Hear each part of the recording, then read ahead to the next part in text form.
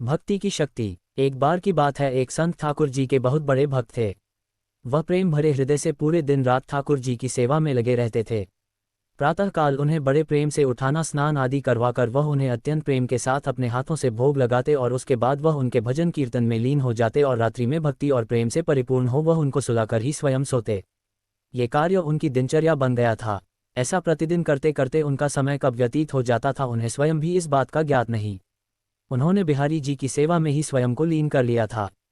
इसके अलावा उन्हें और कुछ ज्ञात नहीं था। वह जहाँ भी जाते वही ठाकुर जी को अपने संग ले जाते। हर क्षण उन्हें सिर्फ ठाकुर जी का ही ध्यान रहता, वह सिर्फ उनकी ही बात किया करते। एक बार की बात है, एक संत ठाकुर जी के बहुत बड़े भक्त थे।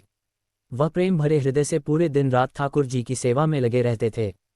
प्रातःकाल उन्हें बड़े प्रेम से उठाना, स्नान आदि करवाकर वह उन्हें अत्यंत प्रेम के साथ अपने हाथों से भोग लगाते और उसके बाद वह उनके भजन कीर्तन में लीन हो जाते और रात्रि में भक्ति और प्रेम से परिपूर्ण हो वह उनको सुलाकर ही स्वयं सोते। ये कार्य उनकी दिनचर्या बन गया था। ऐसा प्रतिदिन करते करते उनका समय कब व्यतीत हो जाता था उन्हें स्वयं भी इस बात का ज्ञात नहीं। उन्होंने बिहारी जी की सेवा में ही स्वयं को लीन कर लिया था। इसके अलावा उन्हें और कुछ ज्ञात नहीं था। वह जहाँ भी जाते वही ठाकुर जी को अपने संग ले जाते। हर क्षण उन्हें सिर्फ ठाकुर जी का ही ध्यान रहता, वह सिर्फ उनकी ही बात किया करते।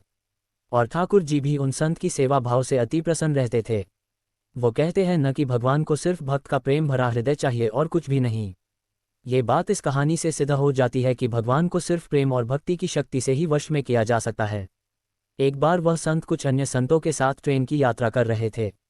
वह संत अपने साथ ठाकुर जी को भी अपनी यात्रा में साथ ले आए और अपनी साथ वाली सीट पर उन्हें विराजमान कर उनको प्रणाम किया। अब उन संत ने अन्य संतों के साथ मिलकर प्रभु की भक्ति में ओतप्रोत होकर प्रभु भजन और कीर्तन आरंभ कर दिया। प्रभु भजन और कीर्तन की समाप्ति के पश्चात वह सभी संत प्रभु भक्ति की चर्चा में लीन हो गए और कब उनकी मंजिल आ गई उन्हें पता भी नहीं चला। सभी संत एक साथ ट्रेन से नीचे उतरकर स्टेशन से बाहर आ गए और आश्रम पहुंच गए। आश्रम में पहुंचकर जब उन संत का भोजन का समय हुआ तो उन संत ने सोचा कि ठाकुर जी के भी भोग का समय हो चुका है, बिना ठाकुर जी को भोग लगाए मैं भोजन कैसे ग्रहण कर सकता हूं, और वह ठाकुर जी को भोग लगाने के लिए भोग की तैयारी करने लगे। किंतु ये क्या, जब वह संत भोग लगाने के लिए ठाकुर जी को अपने बक्से में से निकालने लगे तो ठाकुर जी तो वहां पर विराजमान ही नहीं थे। ये दृश्य देखकर संत को बहुत आघात लगा। वह अपने चारों तरफ ठाकुर जी को ढूंढने लगे किंतु ठाकुर जी नहीं मिले। वह संत निराश हो गए। अब उन्होंने अपनी व्यथा अन्य संतों से कही तो सभी संत मिलकर पूरे आश्रम में ठाकुर जी को ढूंढने लगे किंतु ठाकुर जी कहीं नहीं मिले। अब वह संत और ज्यादा निराश होने लगे। वह सोचने लगे कि बिना ठाकुर जी के मैं क्या करूंगा। ये बात सोचते सोचते उनके नेत्रों से अश्रु की धारा बहने लगी।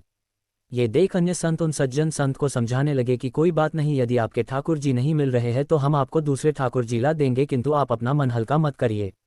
किंतु वह संत नहीं माने। वह लगातार रोए जा रहे थे और यही कह रहे थे कि मुझे तो अपने वही ठाकुर जी चाहिए जिनसे मैं रोज लाड़ लड़ाता था, उनके अलावा अन्य कोई नहीं चाहिए। उन्होंने अन्न और जल भी ग्रहण नहीं किया।